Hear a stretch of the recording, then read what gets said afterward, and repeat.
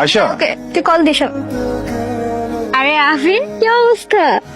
কতদিন পর আমাকে পেছন থেকে দেখে চিনে ফেললা? আমি তোমার ছায়া দেখলেও চিনে ফেলবো। বাহ, অনেক ম্যাচিউরড হয়ে গেছো। তাই কিভাবে বুঝলা? কথাবার্তাতেই বোঝা যায়।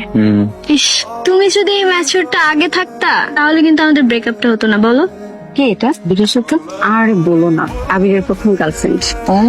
5 বছর রিলেশন ছিল নাকি? আর ব্রেকআপের রিজন কি জানো? কি? আদিপ নাকি ম্যাচিউর, আর কোনো রিজন খুঁজে পাইনি। আমার ফ্রেন্ড ব্যাচের মধ্যে সব থেকে ম্যাচিউর ছেলেটা নাকি ম্যাচিউর না ওর কাছে। এটা কোনো কথা? একটা কথা বলি, বল। আমার সবকিছুই তো আবার জোড়া লাগানো যায়, তাই না? তা যায়। ও শুনে সাহেব, এদিকে আসো না। কিন্তু এই লোকটা কে সাথে? এই লোকটা মেবি ওর নিউ বয়ফ্রেন্ড বা ফিয়ান্সে হতে পারে। আরে বেচারা আবির। ও হচ্ছে সাহিল আর ফিয়ান্সি।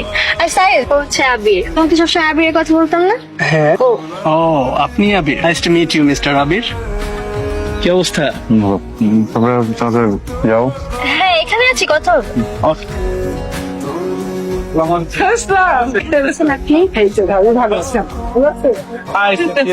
হাই।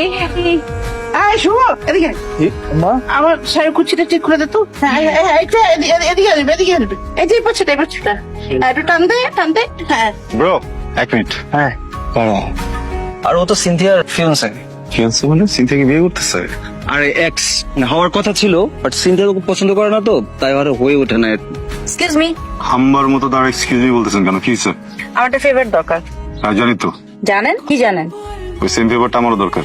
আমার কি ফেভার দরকার সেটা আপনি কিভাবে জানেন? ফেক করতে হবে তো, ফ্যামিলিকে বুঝাইতে হবে যে দুজন ঠিক হয়ে গেছি, ঝগড়া টগড়া সবকিছু শেষ। হ্যাঁ, মেড ফর ইচ আদার, এফিল দিতে হবে। জানি এটা। ওকে, জানলে ভালো। তাহলে আর আমার এক্সট্রা করে বলার কোনো প্রয়োজন থাকলো না। আপনার কেন ফেভারটা দরকার? আমার এক্স হাতে করে একটা লাগেজ নিয়ে ঝুলতেছে, ফিয়ান্সে কোথাকার। এমন একটা ভাব নিচ্ছে মানে ওরই ফিয়ান্সে। সারাক্ষণ হাত ধরা করার কি আছে?